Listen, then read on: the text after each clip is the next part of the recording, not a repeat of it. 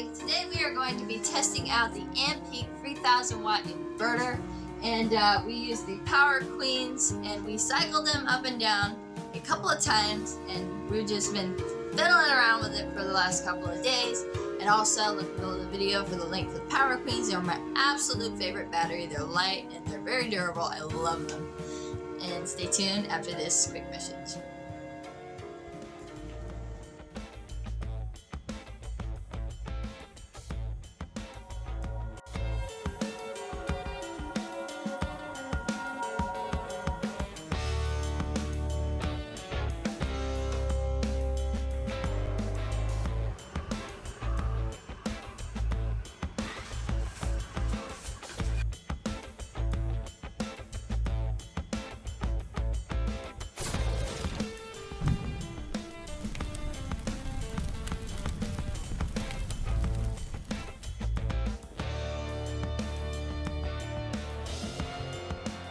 All right, guys, you see that gal there? Hopefully y'all looked at that little link she made. She made that little video. I think I've told y'all before. Now, we got a Ampeak 3000. They wanted to send me a 2000. I want you to keep listening for that noise. They wanted to send me a 2000. I said, you know, I'll put money into it. I'll put money into it because I don't want you to script what I'm going to tell people. If it's good, boom, it's good. Just like this brand right here. If it's good, well, y'all already know the answer to that. Hundreds of thousands of people ain't lying. It's good. This is a kind of a new product, been around for a while. That is very hot right there. It is just sitting powered up as it sits right now, doing nothing else. But I want to show you something that we have figured out on this one that the other ones don't do. Okay. So this one here is pulling, let's see here. Oop, let me make sure it's clipped in good. This one here is pulling over 2 amps on this meter here. You see that? And so it'll surge up a little higher too sometimes.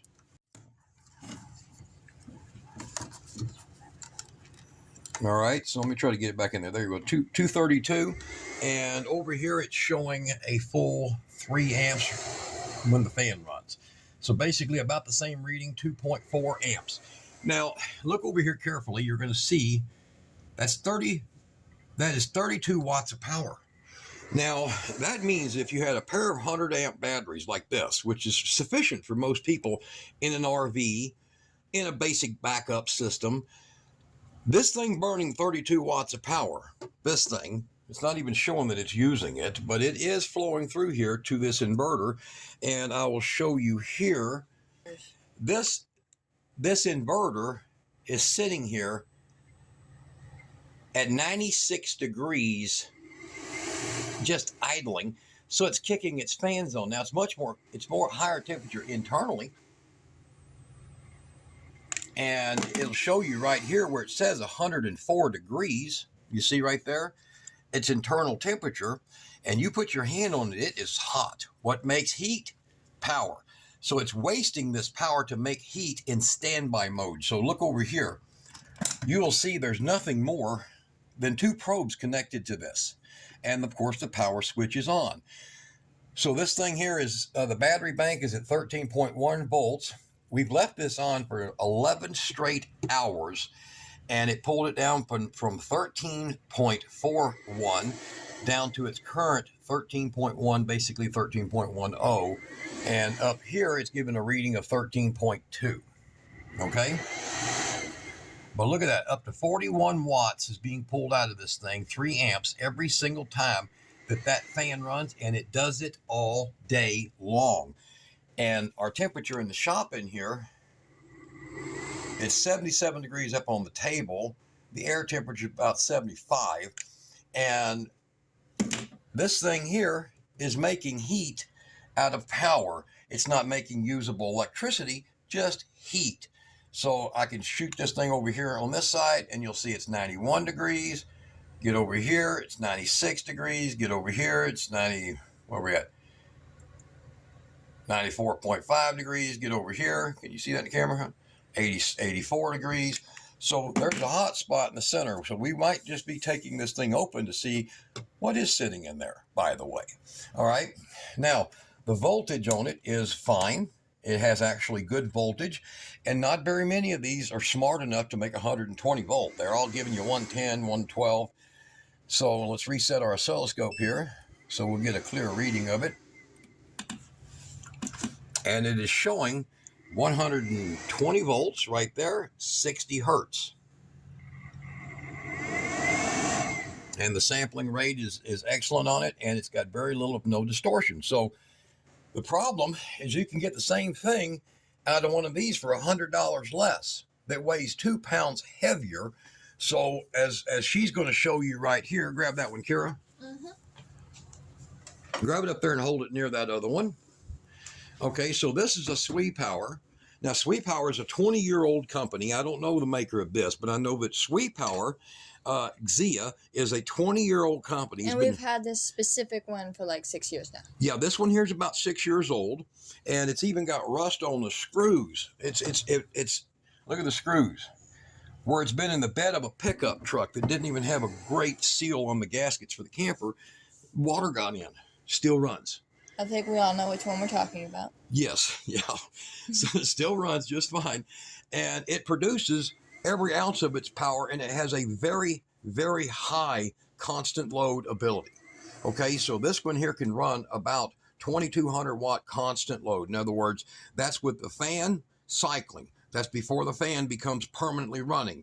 If the fan is permanently running, that you're past your constant load abilities. In other words, the cycling of the fan and the drop of the voltage makes a big difference in that. There's a video I do on that, and I'll explain that. We use that math in telecom industry stuff. So this thing here should never be this hot. That thing never gets, it might get 5 degrees over ambient temperature sitting on idle. That's it. And it only pulls 9 watts of power. That's it, 9 watts. So you're talking 3/4 of an amp versus what? 2.5 to 3 amps. You see that? 2.5 to 3 amps. So do you want, after 60, 70 hours, this just being on, to kill those 2 batteries? Because that one could be hooked to those 2 batteries for a week and a half, and it won't matter. You'll still be able to get something out of it. This, 2.5 days, dead batteries. That's not good. So we're going to go ahead and do a power pull on this thing. It's showing 0 watts right now, full battery, and it's got pretty decent power. And Kara is going to get a volunteer here. She's going to get that gathered up. Ida's in the room. And I'm going to show you a, look at that, 2.9 amps right now, 3 amps with that fan. And you hear it. It's just cycling. It's not stopping at all. One bad design I'm going to show you real quick is look how bad that plastic casting is. The air feels completely dirty coming out of here. So I don't even know how well this thing could cool itself. Compare it to that. You see that? Practically no restriction at all on those fans. And those are ball bearing fans. We don't know about this one until we open it up. Okay. All right, so she's going to plug in. With that fan, do you think it's going to overheat or blow up? The way it's cycling, I think it's going to overheat. Okay. And so go ahead and get her plugged in. Oh, there we go. All right. Now, we're going to go over here and we're going to look, and you're going to see how much amp hour this thing is burned up. And since we've repowered and reset, it's used 3.5 amp hours. That much. I want you to look very closely at that. I mean, this inverter, you keep hearing that cycle. Just cycle. So I've seen other reviews that people are like, oh man, you could run your whole family off and angels will fly down and bring it to you. It's so wonderful. Those are called paid, and they're called paid endorsements. Okay, guys, this inverter here is decent in appearance. This inverter here is all plastic body. This inverter here is heavy cast aluminum. I'm just giving you a flat comparison. Both 3,000 watts. This one's about $350. This one's about $285. This one here, we've ran massive equipment with it. And that one there will blend in with the rest of your electronics, and this one you can see from a mile away. Yes, if somebody breaks into your car, they know what to steal. It's nice and shiny. All right, so This inverter comes with the equivalent of 2-gauge cable for a 3,000 watt inverter. And I need my volunteer. So we beefed it up a little bit, and we're going to take it to the limit of this 2-gauge. So this is my run here with my meter. If you look under the video, like she said about the batteries, I'll put this kind of gear down there so you guys can keep up to date and tune your stuff. Definitely. Now, our volunteer is sleeping on the job. All right. Ida Mae, are you ready for your vacuum job? Ida Mae, are you ready for vacuum? On the job, Dad. We'll get over here. So Kira's going to kick on the vacuum, and Ida's going to test it out.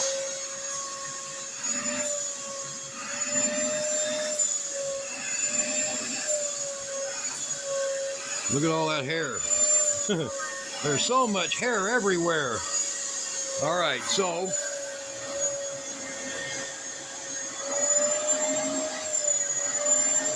all right, there's your wattage there. And then over here, it's showing that.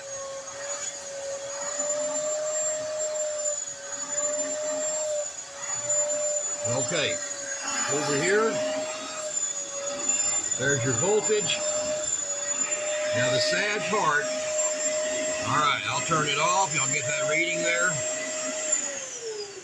Okay, the sad part is that it dropped down to 115 volts with 1/3 of the rated power. That won't drop an ounce. Look at the videos I've done on the sweep powers. Right there, boom, I'll put a video. That won't drop an ounce. And these power queens are giving it everything. Look at the heavy cables here.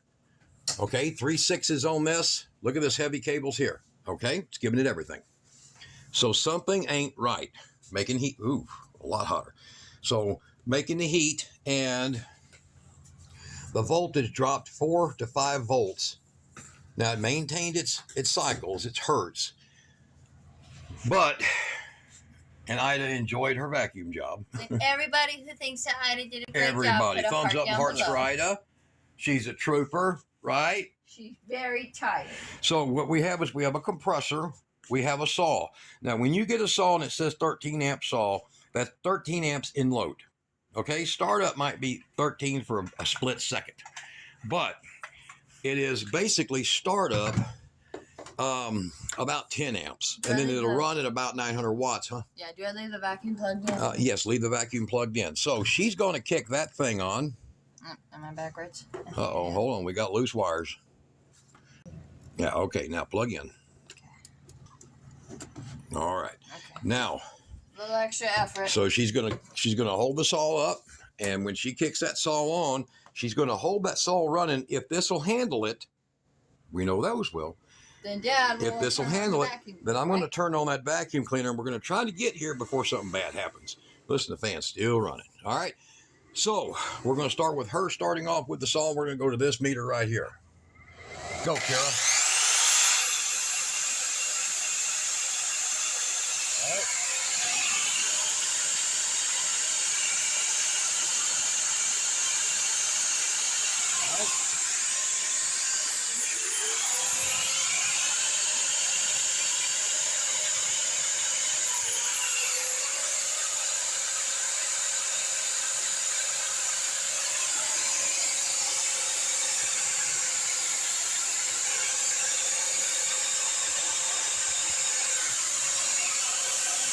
right.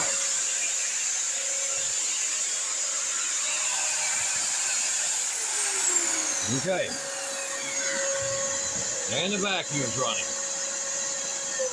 All right, now we're going to go ahead and pull that off of there, and we're going to pull my probes here. We're going to have to just trust our common sense. She's going to plug in the compressor. Now the fans are running full blast here, but this really dirty air coming out of here, okay? And the temperature shot up. I don't know if you caught it, but it shot up a little over 110. That's getting pretty hot pretty quick. All right. With the fans running and no load on it right now, fans full blast, it's pulling 40 watts, 3 amps plus. All right. So now we have this off, and we have our compressor on, and she's going to add her saw back to it here. Oh, okay. So let's get your saw. Yeah, you're supposed to leave that on there. Sorry. And I wish I could. There we go. All right. That easier. Now, Okay. Now we've got the saw, we've got the vacuum, and we have the compressor. So to prove the compressor works, here's its wattage. Pulls 15 amps. Nothing there.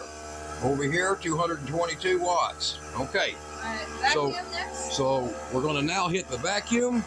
Okay. Ooh, did you hear that noise? Okay. 1360. 108 amps. Now these batteries are only going to put out 220 amps total, but let's see who faults first. Go.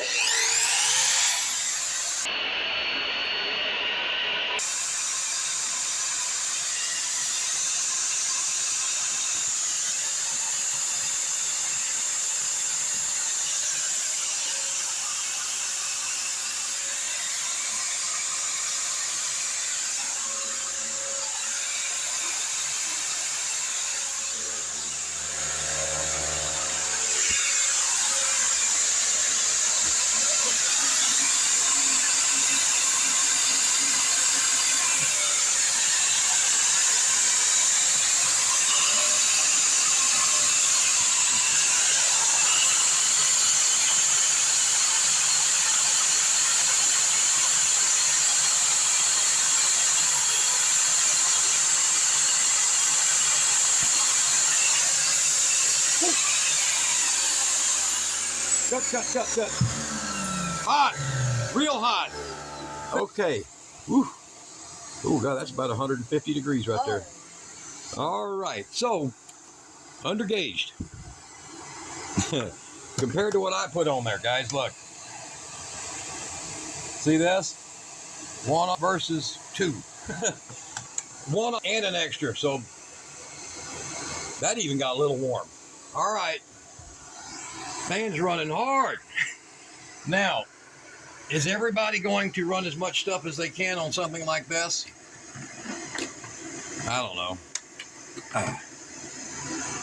Let's see if it continues to cool itself down when you turn it off. Oh, that's a bad sign. Bad sign. I turned it back on. Yeah. That means you can fry your. Motherboard. Your board on it. Yeah. Bad idea. Ampeak, fix that. This one here just shut its fans off. Bad idea. So it just cooled itself down to 104, but that's where it sits. 104. All right, we put through it 7 more amp hour with all that. So it just shows you we were at 3 amp hour inside of so many. I'm sorry, but it was 3 hours. My bad. 3 hours. So 2 hours it sat out here and used 3 amp hour, I guess, setting. But do your own math. Is it worth it to you? Is it worth an extra 70, 80 bucks to buy this? Maybe if you like the colors, if you like the display. Of course, SwePower now has one with a display, which is a little nicer than that one. It lights up nicer.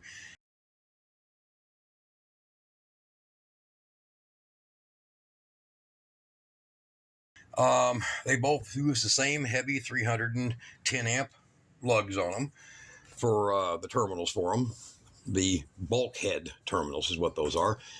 And as far as I'm concerned, if it wasn't for the extremely horrible idle current this thing uses, I would probably say go for it.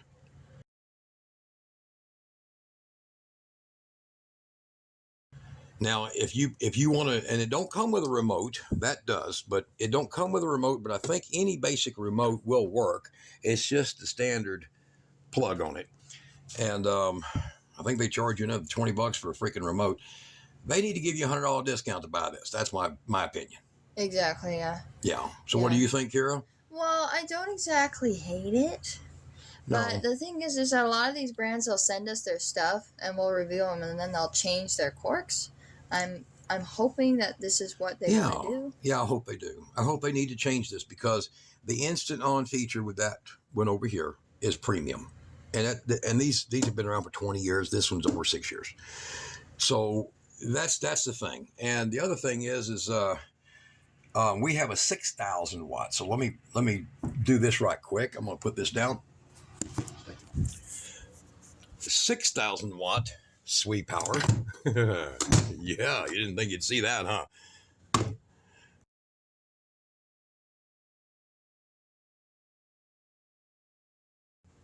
Oof.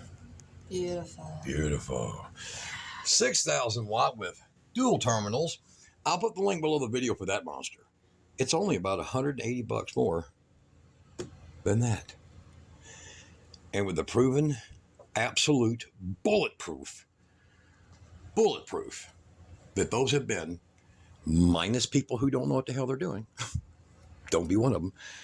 The sweep power has been running and running and running for years. The Ampeak, maybe they'll get there. I don't know. Sun Golds, sweep powers, you know, it's kind of like saying Cadillac, Chevrolet, Hyundai. Yeah, the problem with Hyundai's got good though over time. Oh yeah, but the problem about these little plastic lightweight ones is that they tend to break under pressure. Yes, I can use that as a step. I can lay those out and make steps out of them. I could sit on it. Later, guys, we're going to come back and we're going to begin showing you a 36 volt sweep power. Oh, you still with the video? 36 volt or 48 or 72. Do you want a 60? Do you want a 96 volt? 24, 12? Do you want a 32 volt? Ooh. You know, in case you're using lithium poly, sweep power can get you those. They'll make them. No extra cost. This, so far, 12 volt, handy, cute. But the guys that are paid to do the reviews, they're supposed to say how good it is and not mention how much idle current that it takes to operate this. And if you want to compare it, like I said, the video at the back, at the very end of my videos, I'll put the sweep powers and you make a choice. Exactly. Every inverter, every battery, if they are paid to review a rock, the rock is the greatest thing in the history of the planet. That's right. And what do? We put money in on it, don't we? Mm-hmm. Always make sure to put money in it. Because then they can't tell you what to do. Exactly. You see that bike? Drag you around by your nostrils. Not free. Discounted. Discounted big for a review and for her. So y'all go donate on those links below for her. Yep, John Procura. Yep, we got it through the donations and a little bit of a discount. A little bit of discount. So, and the 12 volt air conditioners, sorry, has been blocked. We're going to do something on them soon too. So, what do you tell them? Y'all be good and subscribe. Don't forget to subscribe.